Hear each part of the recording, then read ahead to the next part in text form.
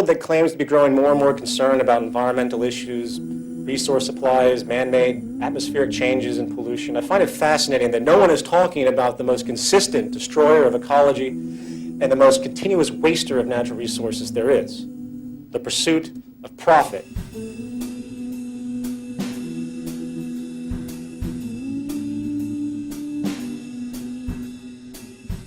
Before the Neolithic Revolution, it's been well documented by anthropologists that there was a natural balance to the planet. Population was in balance because we could only do what the Earth provided for us naturally.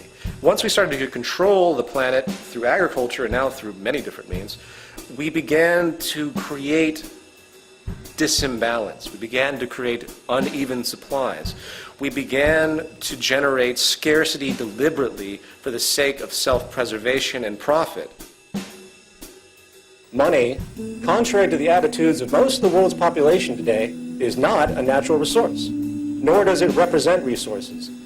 If you read economics, they present it as though it's a science. It's funny, you look at economics books and they have graphs and charts and they make complex novel equations. It's all contrived.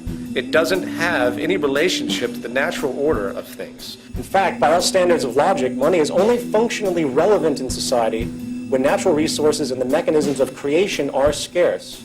And thus, a system has emerged where people are given value for their skills in exchange for their servitude, which can thus be used as a medium of exchange for those supposed scarce resources. It is based upon a folk way of orienting production and distribution. The entire global economic system is based upon people constantly consuming, irregardless of the state of affairs and natural orders of energy, planetary materials, and anything else. It is blind, narrow consumption with absolutely no regard for the environment. The capitalist economy is founded on the very idea of exchanging property in the markets. Even your labor is a form of property in a sense. The world that we know is so bound up in the process of buying and selling that most just can't imagine any other way of functioning human affairs. Sadly, the culture is now fully indoctrinated into this frame of reference. And like the rising sun, most cannot even consider any other possibility for social functionality. Yet, with all of this obsession over property, very few ask the question, why do we have property to begin with? The answer is simple. It's scarcity. Property is an outgrowth of scarcity. The farther we go back in time, the more difficult and time-consuming it was for people to create tools or extract a resource. They, in turn, protected it because it had immense value relative to the labor entailed along with the possible scarcity associated. People claim ownership because it is a legal form of protection. Property is not an American or free enterprise or capitalist idea. It is an ancient mental perspective necessitated from generations of scarcity. If there isn't scarcity, the rationale for property becomes an irrelevant issue. The fact is, most of the original problems which require the development of the economic system we see today are no longer pressing due to the dramatic advancement of science and technology. We now have the means to move into a new paradigm, one where the negative byproducts of our current social establishment, such as perpetual war, human exploitation, poverty, and environmental destruction, are no longer tolerable. Regardless of how logical, clear, and obvious new ideas may seem, the public still remains, on average, a tremendous fear of any form of social change. This is largely due to the propaganda and indoctrination which has been pushed upon them by the established powers, which, of course, prefer to maintain their power. These institutions range from religious organizations to government to business.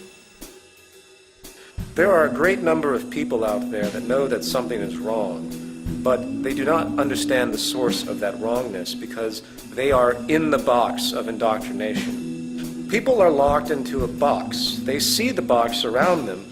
They see the leaks and the holes and the cracks, and they go up to the cracks and they try to fix them. They try to patch the holes.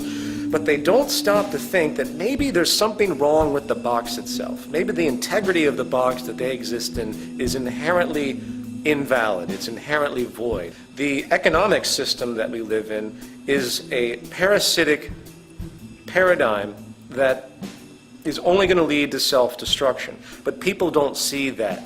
So if you attack the economic system for what it actually is, everyone's feathers go up. Everyone says, well, wait a minute, this is the world we all live. We live in a profit-based, labor-for-income world, cyclical consumption. This is what we're used to. We understand we have division of classes. You know, they throw in human nature. They throw in everything that will try to make it seem like it's a part of the natural order of reality when it in fact is not. So in other words, the biggest crutch to the evolution of human thought is breaking your own indoctrination.